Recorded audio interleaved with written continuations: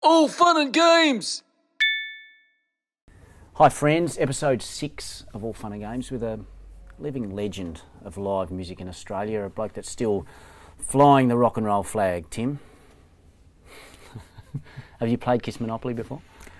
I've never played Kiss Monopoly. Well then you're in for a treat. Yeah, I've got another Kiss board game that I didn't have as a kid but picked up whilst travelling around. The band used to travel with board games, mostly test match.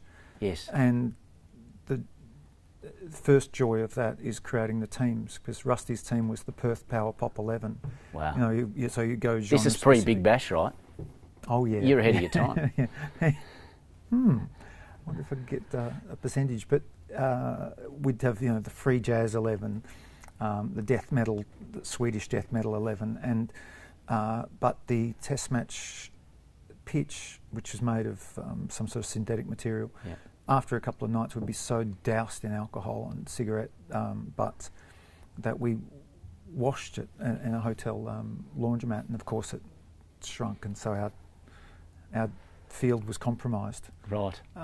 We'd put a ring around it, but so board games I'd love to get back as part of the touring regimen. Yes. Mostly chess. I think that would be great, but there is still the trouble that on tour, as much as you love each other, you value your alone time so much. So one gets into onanistic games or single card games. And You don't want to break up a band over a game of chess. Aerosmith broke up for a while over some spilt milk. Right. Bands break up over the silliest things. It's normally at 3 or 4 a.m. as well. Has your band ever broken up? I mean, is there a point where you're right, fuck is all, that's it? Or, have you got to that point? No, we at the start it took a little while for the band to solidify its current lineup. Rusty joined in 1993, and it's been the three of us since then, and Davey joined in 1999. Definitely times where we've all left. Rusty and I have both left. I don't think Andy has. And I was ready to leave last year. We were touring and I was miserable, and I was being miserable towards my friends. And we were on a driving tour up the East Coast, and a lot of shows consecutively. And I was just miserable and finding myself getting really down again, and drinking 24/7 when I wasn't driving. And there's nothing like either a pandemic and I did kind of leave without telling everyone. Got a bar job, just bartending, and there's nothing like serving drunk people and a pandemic to make you miss being in a band so much. And so we're making a new record now, and the first opportunity that we get to play, tour, have a corn chip together, right, I'll jump at it. Or a game of test match. A game of test Kiss match. Monopoly. I think I'm going to go looking for a test match set very soon. We did it on here. We actually did it with Richo on episode 2, but they've updated it. So I'll show you. Matthew? Yeah. Yes. I haven't seen that episode yet. He just lives up the road from me. Yeah. I had him 3 for 1. If you haven't checked it out, you must. I had very aggressive field early, and that's the key you'll find. Still with the rolling arm? Yeah, no, it's more of a flick thing now. So they've updated it, and the outfield is a little more reliable. I still had to wash it and give it an iron and all that sort of stuff, but it's better than the original. I must go around to Matt's for a game of test match. He's meeting up with him on the street. He's so gorgeous, but he's so noticeable. Yeah, big, handsome fella, big grin, but everyone knows him, and so a couple of times happened. He goes, "Oh, Tim, you want to go for a sneaky one?" Because I was asleep, and so I've got an hour. And I walk in the pub, and it's Roger, and everyone wants to come and talk to him. And so if anyone says to me, "Oh, what's it like being you?" I say, "It's like just the local postie, or next to him." Yeah. You just can't have a quiet game of test match. No, you can't. Do you want to? You roll first. Yeah. You'll go. You'll race freely. Always thought I was. Yeah. 6, so we've got the I think you're. I'm Gene. Yeah, that's you, mate. Okay, so we're going. We're 1, going this. 2, 3, 4, 5, 6, Hotter Than Hell. Hotter Than Hell. You can Great buy it if you record. want. I'll go. So you're making a new record. Is rock and roll still alive? Oh, where I live, yeah. Yeah. What about where everyone else lives? I run into people and are friends with people, and I meet strangers all the time who absolutely love it. Now, whether it's viable as being a dominant cultural force anymore, it doesn't seem like it is at the moment. But in 4 different periods of since I've been touring and making music, I've heard that rock and roll's dead. It's like, okay, wait 3 years and then some brilliant rock band comes along and everyone wants to be in a rock band again. You entered the Rock and Roll Hall of Fame. Well, it's about time. Collect $150. There you go. Beautiful. I don't think we've organised a bank here. There you go, mate. You're rich. Thanks, Raj. No worries. You heard it here first. UMI, Tim Rogers, made the Rock and Roll Hall of Fame. Well, we are actually in the Cleveland Rock and Roll Hall of Fame, but as first on, there's a poster there. And we went to it at the Cleveland Rock and Roll Hall of Fame and saw this Soundgarden poster and looked at them and thought, hang on, we did that. And so we're on the bill with the Reverend Horton Heat, and I think Marilyn Manson may have played that show as well. So we actually are in the Rock and Roll Hall of Fame. There you go. Do you know Marilyn at all, Marilyn Manson? Oh, I don't know him Yeah, personally. never met him? No. Incredible character. And the first time we met him and the band was on that tour, we were in Atlanta, Georgia. There's a place called 5 Points, which is kind of the cultural centre of Atlanta. Very university, college kind of thing. So we went there to find some bars. And as we were walking up the road, and this huge, scary, gothic creature and his entourage are walking up the street and went, oh, hello, scary man. And we walked in this bar, and then Marilyn and his crew came in after us, and he came up and said, hey, are you guys in UMA? And we said, yes, scary man. And he sat down and we had some drinks, but he was asking very much about who the promoters were in Australia. And he's very erudite and very charming, but he was on top of it. Right, business-wise, really wanted to know. Was he still looking that way? Was he still looking? If he's walking down the street, is he still looking? He was completely dressed up, and there were people diving out of the way. Wow, yes. And he was wearing these huge heels, very much like Gene. Yeah. It was really quite something in very leafy Atlanta, and Marilyn and his crew coming up, and then we saw them play the next day because we were doing a festival together. Oh, right, that's... Yeah. There we are. Wow. Tell me, if rock and roll is still alive, do you reckon if UMI started now, would it have the same chances of success as the mid-90s or the early 90s? No. No. I think the band lucked out in so many ways. It's almost measuring some things that happened that could be considered bad luck, but we had patrons early on, people who really trusted in what we did. And first one was Kate Stewart, who was our first manager, and was our manager for a long while. Very strong woman. Saw us play at the Metro Club in Sydney. I think we were supporting Buffalo Tom, maybe, and approached us. And the year there is what? That's like 90... 91, maybe, or late 1990.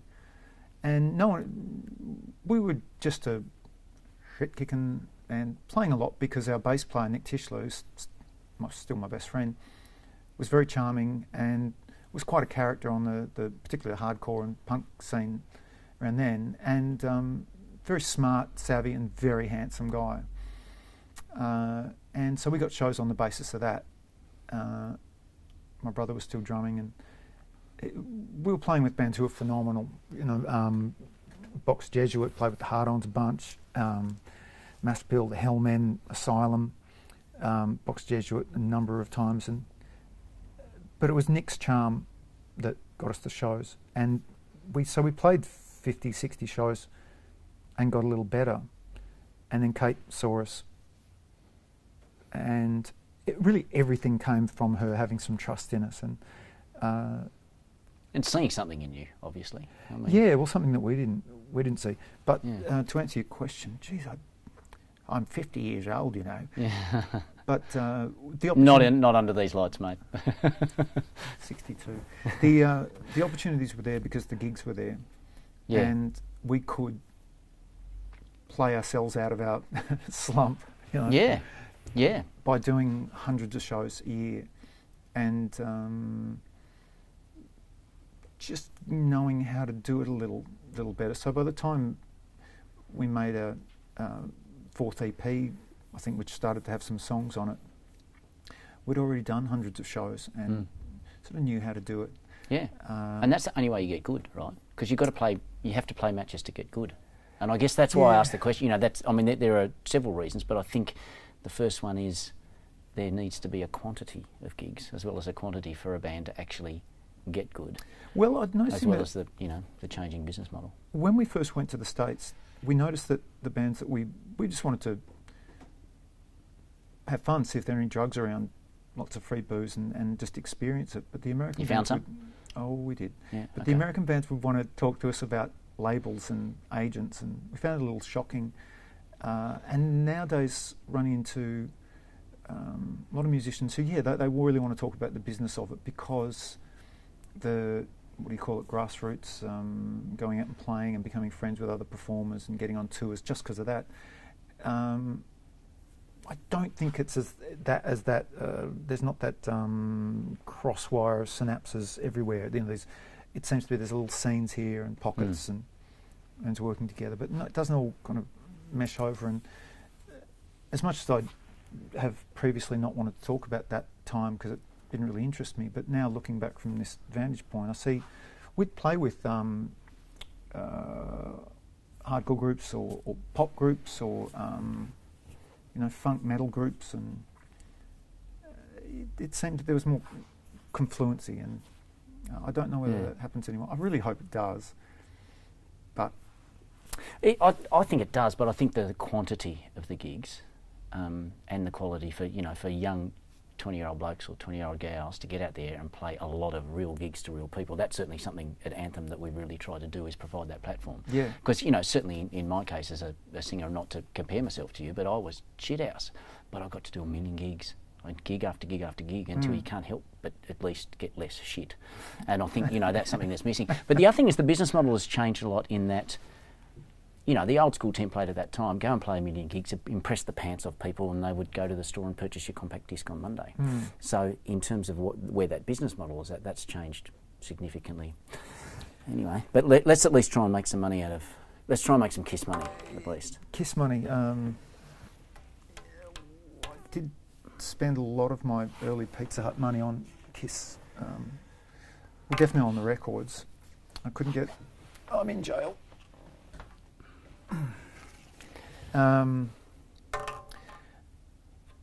But again, information on the band, it was nice to have one or two posters and have the records and tapes. And but if you managed to see a video, like the first time I saw the video for Love 'Em Leave 'Em, I was in Kmart shoplifting, and Love 'Em Leave 'Em came on this TV, and I thought, it's a clip from about 76, I think, and this was maybe 1979, and I thought, but you had to be there because you couldn't. It wasn't available on any other service, and so the image of that. And now I find myself, 3 a.m. and I'll go in those wormholes of looking for live KISS clips. And I thought, if I was 13, this would just 10 blow my mind, because I used to have to imagine them, or the fecund amount of information out there and televisual stuff. It's a wonderful time to be alive. Yes, isn't it? When you think you'd have to wait for a song to be on the radio, or you'd have to just, like you said, you're waiting in Kmart for a KISS thing to pop up. Take the song from the radio. But you also loved your sports. A young Tim Rogers, was there a time or a moment or an age where you wanted to be a bit less like Dennis Lilly and a bit more like Gene Simmons? Was there a time when you went, I think I'm going to go to rock and roll? Well, the two ran confluent, there's that word again, until I was 13. I was a better cricketer than I was a football player. My dad was an excellent all-rounder and an excellent footballer, centre-half forward. he had to work away a lot and didn't become follow sport any further. I just didn't think you could. But I loved playing 3 games a weekend and played a bit of rep cricket for Adelaide. And being into rock and roll, whether it was Kiss or Bad Company or Free, and that was all went the same. And then I tell this story, I was 13 getting my teeth done in the mobile dentist in Adelaide at my primary school. And as they were drilling my teeth, Start Me Up by the Stones came on the radio. And I walked out of the dentist, and maybe it was the gas, maybe it was whatever they injected into me, but I thought that's what I want to do. And that's when I went. My cricket whites, which never really were that white, but they started becoming an off grey, and I just wanted to wear denim flares and play guitar for the rest of my life. Yeah, I still want to be a bit like Dennis Lilly now, though. That's a good moustache. They don't make moustaches like that anymore. They don't. No. I only met Dennis once. It was in a restaurant in St Kilda, 1994, and he walked in the room. It's the only time all of us as a band just went. Yeah. Meeting the Stones or the Who, or I'm sure Davey is meeting Paul McCartney last year.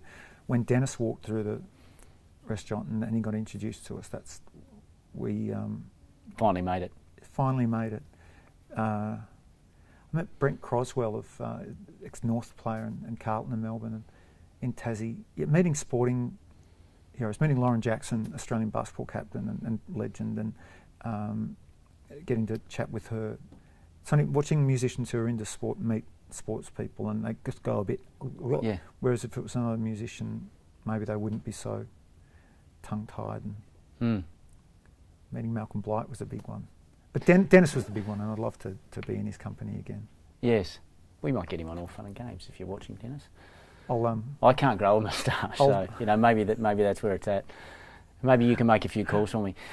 The Kangaroos, your beloved Kangaroos. I mean, it was not, what was it, 96, 99 we last had the biscuits. Where's footy at now, do you reckon? As a footy fan, do you love it in the same way? As with most things, I like doing it. It's my attitude towards pornography. I'd rather do it than watch it. But as far as AFL goes, I actually like where AFL is at the moment. Not at the moment, but just a little. There used to be a lot of lip service to enjoyment of the game over bloodthirstiness, and I know with the North team at the moment, I used to spend quite a bit of time at North and with the AFL when I was working with them and in advertising, and it was very much about braggadocio, and I didn't enjoy it then. Funny, when I go to the club now and meeting a bunch of the players, Benny Brown and Ed Vickers-Willis and a couple, Tommy Campbell, a couple of these players, and they're the loveliest young fellas you've ever met in your life. And I guess now, because I'm 50, I've got young fellas there, 6'6", brimming with health. Yes. I was in Perth doing a show, and with PP Arnold, and then happened to see a North game versus Fremantle that day before the gig, and then North got up.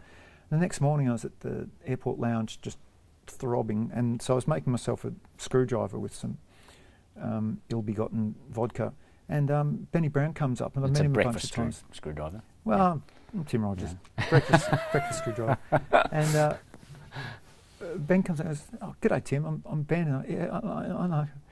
And he sat down with his fruit salad, and we're having this chat, and it didn't sort of bat an eyelid. We were just talking about all sorts of other stuff, and he just had his daughter by that stage, I think. And on the plane, I'm watching the players, and they're just a lovely group of thugs, Yes. And I love the way they're playing at the moment.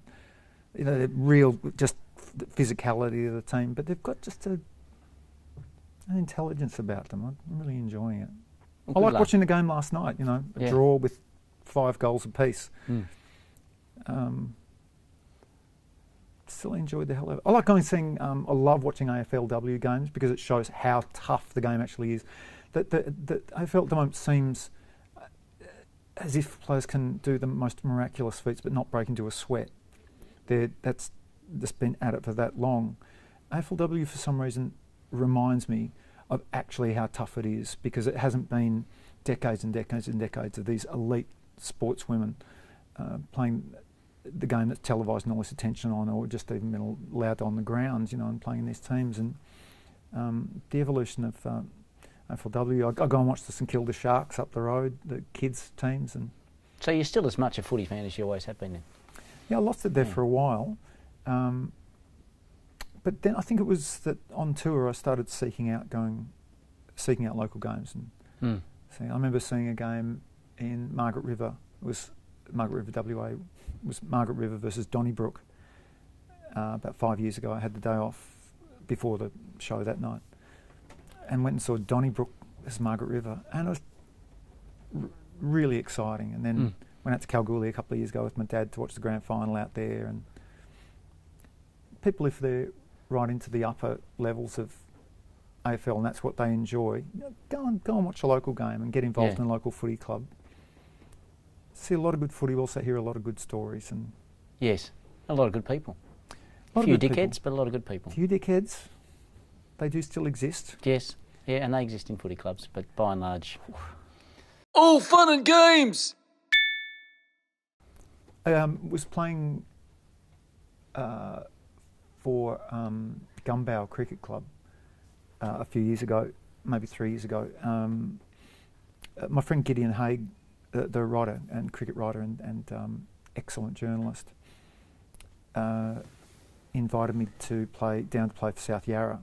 She said, "Oh Tim, if you know Gideon, he's got a wonderful sonorous speaking voice. Tim, why don't you come down and throw an arm over?" And I got a game with South Yarra, and we were playing this team Gumbau. Great name, Gumbau up north in Victoria. And the game was washed out, but Gumbau said to South Yarra guys, "Oh, come to our club rooms." And so I went there, and they had a full stereo set up, all these great records, and pulling beers, and got to talking. And Gideon Haigh was telling his stories about Viv Richards and Clive Lloyd. So, you know, he gets the attention because he's been there and knows all the stories. But after that, Gideon said, "Oh, Tim, I'll drive you home." And as he jumped in the car, he said, "We've lost you, haven't we?" Meaning, he said, "They're your mob. You know, their club rooms have got a full stereo set up and full bar fridge, and we play pretty straight down the line." So I played a season with Gumbau. And how did you go? I personally didn't play well. I had one good innings out of 5, and bowled okay. I've lost a few yards. Geez, I enjoyed the camaraderie of it, and a Saturday out, 8 hours out on the field, and beers afterwards. Enjoyed it more than I ever had. Yeah, a lot of giggles. A lot of giggles. And the nerves as well. You know, when a game's tight, there are a couple of times it was tight, and I'd go and be parked at mid-wicket or long on, and I think, hang on, what if the ball comes to you? What if ball comes to you? Yeah. And talking yourself into, I want it to come to me. Yes. I want this. I want to be the guy who gets this catch. Pressure situation when batting. There was one that was we lost a bunch of wickets early, and I had that dread because I just do. I'm a nervous person. And then I talked myself into thinking, I want this, and that was my one good innings. I mean, I made shallow 20s, but I was out there for enough time to steady the ship. Yeah. Actually, I played a charity footy game in. Oh God, here he is. He's off. I haven't spoken to anyone in 3 months. There you go. Played a charity footy game in WA last year. We had a gig that night. Played in Margaret River the night before. I tried to take it easy on smoking and drinking, and then made it back to Perth, to Fremantle, and played the game. They put me at full forward, snagged one, and didn't do a hell of a lot great for the rest of the game, apart from give my lungs a complete beating. But twice a full-back tried to play on from a kick-out, and they just looked at me and thought, Tim Rogers, slow as a wet sack, come on old man. And went to run twice. I ran them down, got holding the ball. And these are young guys, fit guys I remember. And tackling and bringing them down. At the age of 50, it was the best footy experience I've felt. Yeah. Perfect tackle, didn't break my collarbone, made the show that night. Got the free kick and kicked inboard, top of the square, did the team thing. Couldn't kick long enough. Just gorgeous. And as a 10-year-old, it was all about just taking big marks and kicking goals. And it was the 1%ers. I think there's a lot of stuff when you hit a certain age to know that you still can do it. You know, you get a lot of years of just little joy when you get out of bed each morning out of those little things, you know? Yeah, it's... I wanted to play baseball a couple of years ago and was ready for a couple of years training before having a stab at a couple of local sides, and then I didn't bust, but had a few problems with my shoulders through years of that, and so didn't end up playing. That was, and I thought, well, okay, this is a sign now. My sporting aspirations are over. Mm. But then, no, they're never going to be over. No. I play footy with a bunch of guys just training, and I'm a bit about the median age. The oldest there's maybe 63, and still is great on the park. Right. Good runner. And I doubt there's one of us that doesn't have these daydreams about playing in a Super Rules club and getting some posies up and having a good game. You know. Yes. And hitting the club rooms with a stereo and beers afterwards. It's, I guess, my daughter not living with me has stolen that little dream away about being a coach of your kids' team. Yeah. It's not going to happen, but I'd still love to give it a stab, being a coach and just creating an environment where it's fun and that you learn stuff. And anyway, maybe I'll just volunteer for a local side, being the water boy or something. Yes. The Saturday morning sport thing is a whole new, particularly with little kids, it's a whole new world. It comes with its own pros and cons, I reckon. It's your go, by the way. It comes with its perks. Yeah, its perks and its early alarms in winter. Yes, 75 tour. I've dreamt about that tour for. I think that's peak. That's peak. It's a live one. Well, there you go. When we go around once, I think you can purchase it on the next one. I want to ask you. You've been pretty, I guess, forthright about your, in terms of mental health, the afflictions with which you've had to confront and maybe been cursed with, for want of a better term. Is there, and not asking for advice, but this is really part of the conversation that we have a lot now. Is there anything that you have done for years that worked for you to keep a lid on some of those things? Well, it's a good question. It's a daily thing, really. Initially, I was 18, 21. I was in law school, trying to do things musically, and was just really fragile. It was an anxiety disorder, and which I may have for the rest of my life. But it's I wasn't looking after myself, and wasn't healthy at all. And so that's not going to help at all. And so it reached a point I had a complete breakdown. And then I had to leave and move back home at 21, which was difficult to take, and heavily medicated for a bunch of years. Then the band took off and I weaned myself off medication slowly, never do it quickly, and was fine for a while, a bunch of years. And then I don't think cocaine and anxiety disorders are ever a good combination. Right, so they don't go together, That's right, they don't. Okay. Meth, speed. Again, not good. Not good. Just again, want to confirm. Yeah. And 24-hour boozing, and so it all came back and really kicked me in the bum. And so when I realised that was going on, just thought, well, what's not working for you? And so I guess these days, I'm a drinker, and I probably always will be until I get told medically I can't. But I don't go out and hang out with lots of people, and I'm not high energy. I'm very, very low energy. I live alone. My partner just lives 282 steps up the road. I just need to be alone, and that really works. Okay. If I was out all last night, we wouldn't be able to meet up today because I'd either still be going, yes, or it would just be a mess. Now, you know, it's not hangovers. I mean, I can handle a flippant hangover, but if you know you're going to prod the bear by doing that, right. So that's one thing, and also trying to be a little bit healthier, and just knowing that I can't be social for regularly. Wow. So it wears you out, does it? You just I just lose a core, some sort of emotional core where I can deal with any situation. This today will be the most social I'll be for a week. Wow. And being by myself and just working on projects, writing projects, musical or otherwise, I now know that's what I've got to do. Even working bar at the end of last year and this year, which is heavily social, and I love bartending, absolutely love it.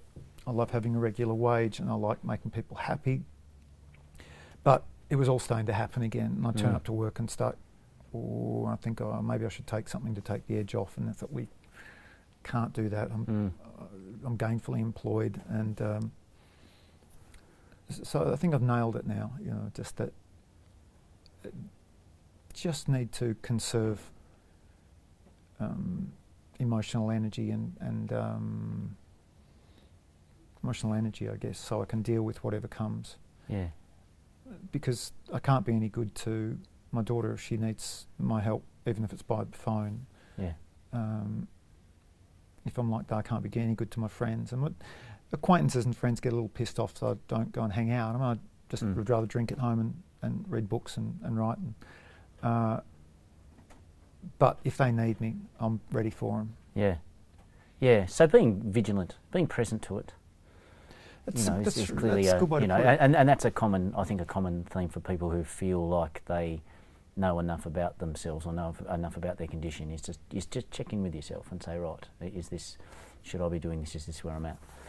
You know? Rosemary, my partner, who's a waitress and manages a restaurant, but she's an incredible waiter. You know, it's quite a thing of beauty. I go to the restaurant to watch her do it.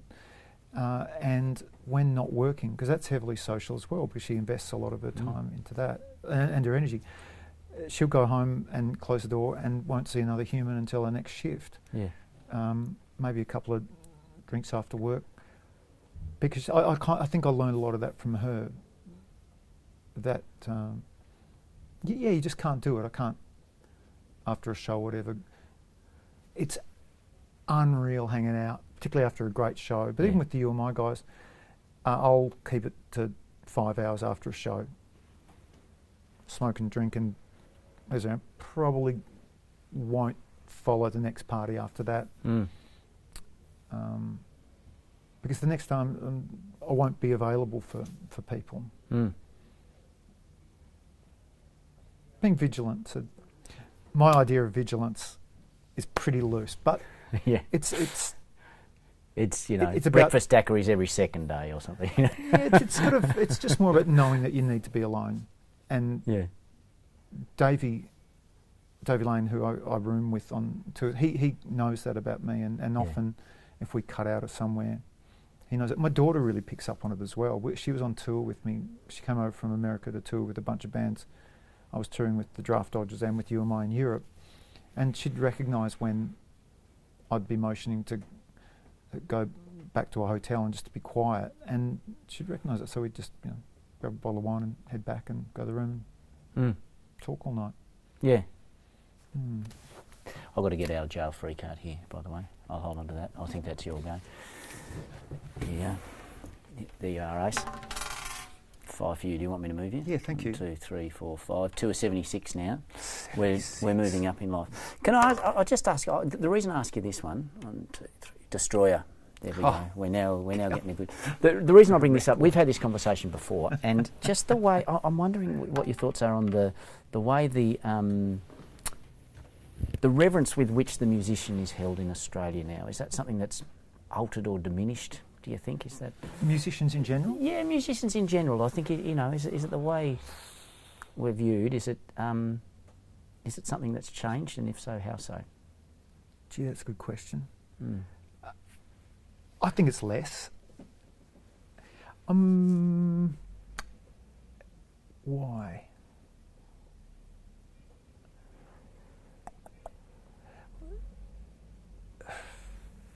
I didn't grow up learning that artists needed to be revered. It was, oh, right, that's what you do. But because I love making music, I did revere musicians. What I'm finding is that noticing at shows, other people's shows, particularly when working bar down at the basement, and a show would be on, a perform would be on, people's attention were there right with the artist for one song or two songs, and then no matter who it was, just the spell was dropped. It seems like this attention span thing, and shut the hell, listen to this. Yeah. I don't mind people talking when I'm playing these days at all, because I just want to be inside my own head and experiencing that. And you can't, with your voice, you can control that, but me with my little, I sort of can't, and so I don't even try. Attention spans, and it seems just, I don't know why people don't want to just go into that musical world and not something to shout above it or talk above it. Yeah. Is this just in Australia, in your experience? Well, is it, Robert, and maybe I told you this story, that when I go over to Europe or the States and play by myself, that even in Italy, people listen and spots around. Now, maybe that's just because I'm a bit of an oddity, and my accent's cute, but Australia's... I've never seen anything like it, Australian crowds, and I can't pinpoint what it is. People go on the streets, they can do whatever they want, but when I go and see a show, I don't want to fucking talk to anybody. It's good, even if it's bad, I just won't be there. People shouting at you when something's on, I just don't get it. Yeah. And in Australia, I think that's changed. And obviously, look, the... You do? Oh, my God, yeah. And why do you think? Look, the level of distraction has gone up. But I think the level of just, whether it's... A lot of venues will still have footy on in a corner with a major artist there. There's things like that. So I think that whole attitude has changed a little bit. And I'd probably forgotten what it was like. I remember what it was like in the early 2000s, gigging a lot and whatever, where crowds were there to see you. And then, 3 or 4 years ago when I played in Italy and played in London and played in even Las Vegas and, those party towns. When you're there, the musician's on, so you listen to the musician. You don't even go and get a drink, right? The singer's singing, so you sing, and I'm like, fuck, right, I've got to concentrate on what I'm doing. People are actually watching. Yeah, it's quite something, isn't it? Oh, yeah, can't make it all up. And yeah, I can't just think about what I need for groceries. Yeah, boy, I battled with it a bit. No, it really was battling with it, being behind the jump and watching it, and me wanting to listen, and people want to come up and talk to me behind the bar. Like, what are you doing? Yeah. Go, just let this happen. I want to be taken away by this. I think once a video game comes out called Rockstar, that's. Remember when starting out in the early 90s, late 80s, being called a rock star was the worst thing you could be called. That denoted that you were had no integrity at all. Prima donna. demonstrative, Yeah. all those sort of connotations. Absolutely, yeah. And then for a while there, being called a rock star was the greatest thing. Mm. Oh, let's look at the ARIA Awards and who's turning up in high stacked heels. And if you see footage of... How do you sit with that now? People still call you a rock star? You're a rock star? How does that... Well, how's the term sit with you now? well, I'm rather good at it. Because I thought... Breakfast daiquiris. Well, My I thought God, being yeah. what a rock star was to be idiosyncratic and iconoclastic and not just... and having a freedom of spirit whereby you didn't have to go into the familiar tropes. So that kind of behaviour of looking a certain way or being out of it all the time and trashing hotel rooms that's a trope and it's a cliche, and therefore that's not being a rock star to me. I mean, that's being a douchebag. Mm.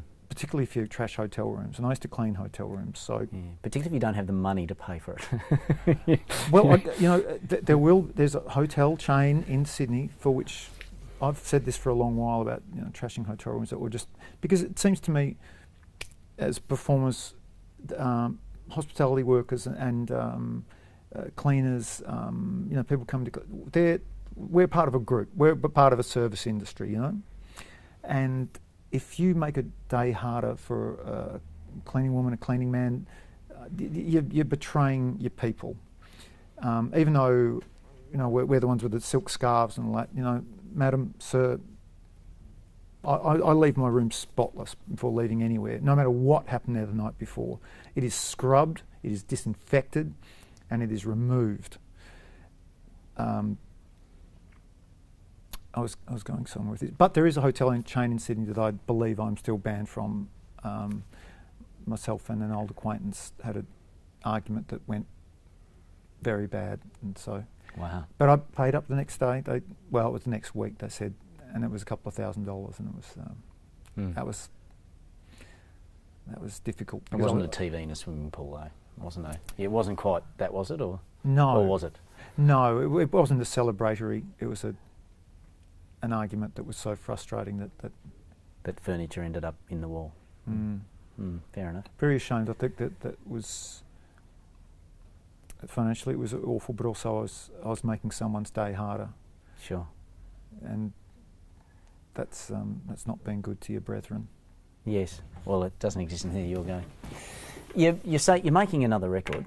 Yeah. And I just wonder whether the art of the Star Child. Star Child, Paul. Beautiful. I love Paul Stanley. I've got a friend, Andrew, who's a mate of Paul's, and they know each other through wine. And just Stanley Eisen, he's a beautiful cat,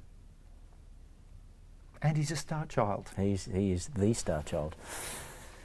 When the making of a record, there was an art unto itself in that the consistency and the flow and the order of songs and what was going to be track 1 and 2 and all that stuff. That was very, very important. When you're making a record now, where that stuff doesn't matter nearly as much, or we've got a completely different medium, is that something you still think about? If you're making another record now, you're like, well, this is going to be a good first song side too. Well, I do still think that. Yeah. Because, do you? Well, yeah. And why I do is because at home, I listen to records. I use streaming services as well if I want to research something, and then if I love it, I'll buy the record. Right. The record being the compact disc? Whatever. The iTunes, the vinyl, what do you... All three, whatever right. I can find something on. I mean, it's still good to hold it, isn't it? Well, if I love something, I'll buy the record. And I've got friends who run record stores in Melbourne where I can find records, and it's a thing, it's a beautiful experience. If it's not, and it's on CD, then I'll get it, great, I can use it for driving. And if I don't have it on the CD and it's on a streaming service or on, you can buy it from Bandcamp. I've actually really enjoyed buying records on Bandcamp recently because I think it's a better profit share for the artist, and often you can't get the physical product, and whatever it comes on. But buying a record of something is a hideously beautiful and hideously expensive way of enjoying, isn't it? Yeah, boy. But yeah, we still think that way. Dave and I were tracking yesterday at his home studio, and we would talk about that. We'd say, "Oh, this is track 3." Sure. Yeah. Because that's just the way we think, and that's the way we listen to music. And if it's not part of the zeitgeist, it doesn't matter. I mean, we're not. We're at some other geist. Yes. Ed geist. Well, maybe enough of you know, the UMI demographic still is, so therefore they will, you know, they'll enjoy the sequential nature of what you're trying to do. And I think that if because we enjoy that sequential, getting that together and putting a record together, because we enjoy it, then I just hope that radiates a bit of to other people, and it won't be a lot of people's bag, but I think if you go into something, not selfishly, but making things the way you want to and in formats that you want to, I just think that's the way you've got to go. If there have been times, every 3 years, we're asked by people putting out our records or who we're working with to say, you've got to rethink this model. This isn't the way that things are done. And it's just never brought happiness. In 1994 or 5, we got signed to Warner Brothers in the States and spent a lot of time in Los Angeles in particular, and every day there'd be meetings with people about how our little band can change to fit what's going on with American radio, and it just brought no happiness. It was just years of boredom, because we really, sure, it'd be great to be able to tour in a bit bigger van, but it was really a waste of time and money. And thankfully we had some great experiences in there where that we took away with. You know, for example, reading Mark Lanigan's book last week, and I love Lanigan. He's one of my favourite people in the world. But a couple of the tours that he was doing with Screaming Trees then, that he mentions in his book, we were on those tours, and apart from his own personal life being really difficult, talking about touring with the band at that time, and we looked at them like older brothers, and we thought, man, they're so funny and so garrulous. And Lanigan was always kind of very quiet and obviously in his own thing, but reading how miserable those tours were, I thought, far out, at least we kind of enjoyed touring. And it wasn't any level of success that determined we'd enjoy it more. I mean, when we did those tours with Soundgarden, they weren't any happier than us. They were 1,000 times better, and were they? Oh, they were amazing. They were, every single night we'd just sit side of stage, whether it was what Cornell was doing, Kim was doing, what Ben was doing, what Matt was doing. But individually, and Matt and Ben often, and then Kim a little more, and Chris pretty much to himself. But I'd spend this night in the back of their bus with Chris, and it was something I'll never forget. We just sat there drinking and just talking very quietly, looking out the window, and then I woke up in the morning in the Arizona sunshine, and Chris was just on the other bunk just looking at me, and I said, "Everything all right, Chris?" And he went, "Yeah, I'm just looking at you." "Want a beer?" Okay. But they'd want to come and hang out with us because it wasn't a particularly fun tour for them, and we were like the idiot little convict band that they could be silly with. Yeah. And so being asked to shape yourself differently and do things differently and become more professional, I'm kind of glad that I sort of regret that we spent that much. We didn't just say, "Nah," because I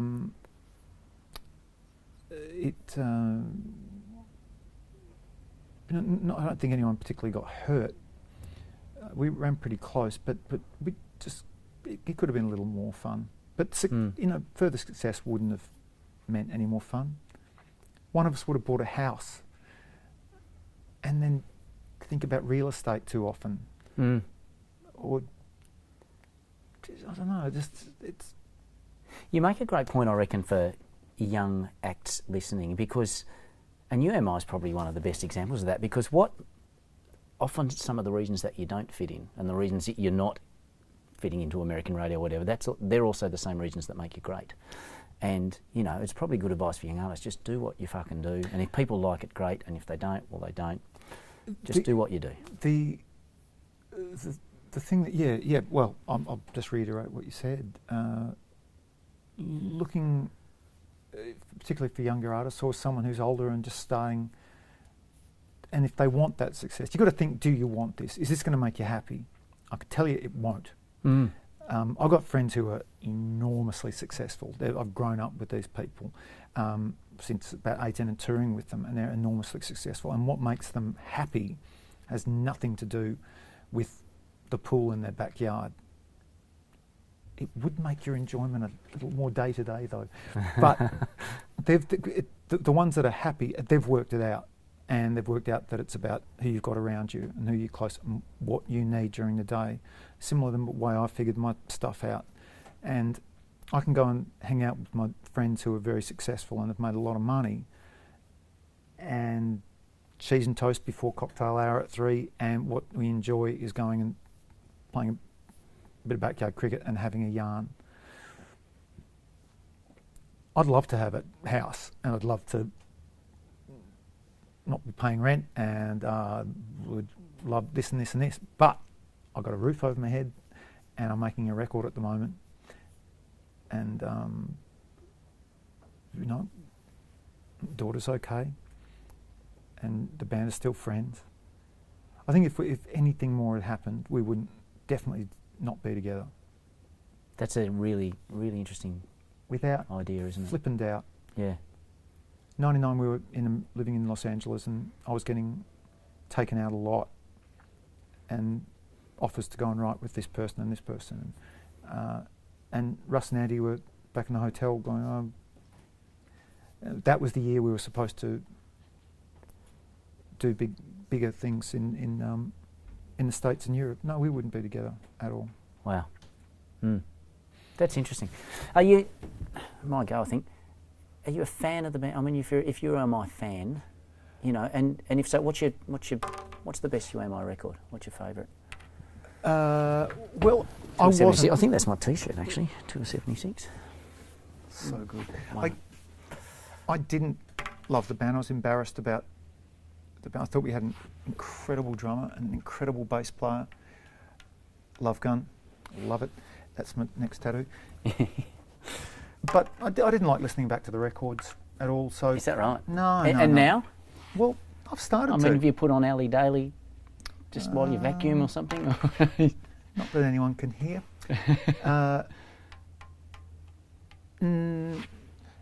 Yeah, I can listen to songs, and what got me into it was that my daughter started playing them, and I didn't, because she's a New York kid, right, and really musically savvy, and she started playing some songs from Hi-Fi Way, and she said, "Oh, hey Dad, how do you play Jules and Bullets?" And I'd show her, and what the flip? This New York kid is so on top of what's contemporary and hanging forward. And she started playing UMI songs, and that's maybe liked them a little more. And also I like that we were earnest. We were kind of dorky, but we meant it, whatever it was we meant. And Rusty looked great. Andy was really stoic and cool, and Davey joined as a kid, and now he's just the busiest man in rock and roll, and still the sweetest. So a bit more of a fan. This sort of with my daughter, advance to the nearest expense. If unowned, you may buy it from the bank. If owner throws can you read that? Well, I think, yeah, so the nearest expense, I think it's going to be Road Crew, I think. Aye, Road Crew. Yeah, shout out. Stick with the Road Crew. They're the first ones, they're the last ones to leave, and they still smell better than the musicians. My daughter, Ruby, loves the Strokes, absolutely loves them, and they were playing at a Bernie Sanders rally in New Haven last year, and Ruby said, "Yeah, me and my friends are looking to try and get to see them." And I said, "Well, let me call their manager Ryan, because I'm still a friend of his, and I'll get you some tickets." Anyway, I got Ruby and her stepdad and a couple of mates. So the cool dad thing just went up a couple of notches. Yeah, look, it's cool dads suck. Dependable dads rule. But her mum as well is knows what's going on, rock and roll in particular, but also classical music. And but yeah, got her these tickets, and then Ruby said to me, "Dad, you toured with the Strokes, right?" I said, "Yeah, a bunch of times. We brought them out for the first time, and then they gave us a tour back in America." And she said, "Dad, did I ever meet Julian, Nick and Albert and Nicholas and Fab. And I said, well, Julian actually cradled you one night, Ruby. And I saw her kind of go, Wow. you were, I think Ruby was maybe 4 or 5 months old, and she came on most of the tour with her mum and myself, and she was in the cradle. And so Jules came back to the hotel one night, and he said, hey, Ruby, all right, that's your daughter, that's cool. And I said, oh, would you like to hold her? And he go, no, dude. Like, Ruby lost her mind thinking that one of her little, doting, handsome, floppy uncles was, Casablancas. He's a good fella. They're all sweethearts. Bloody hell. Actually, if you want to see what success is, that tour they did with us in Australia, the first one, it was so fun. And Ruby was so young that I kept a lid on it, and because I wanted to be there for her and her mum when I could. But